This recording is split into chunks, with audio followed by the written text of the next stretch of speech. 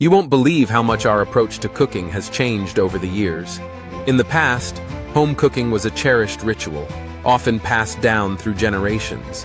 Families gathered in the kitchen, sharing recipes and stories while preparing meals from scratch. Ingredients were sourced locally, and time spent cooking was valued as a way to connect with loved ones and build community. Fast forward to today, and we see a significant shift in how we define cooking and meal preparation. The rise of meal kits has transformed our kitchens into assembly lines, where convenience reigns supreme. Companies like Blue Apron and HelloFresh deliver pre-portioned ingredients right to our doorsteps, promising a home-cooked meal without the hassle of grocery shopping. This trend has made cooking more accessible, especially for busy professionals and families. However, the essence of cooking has changed.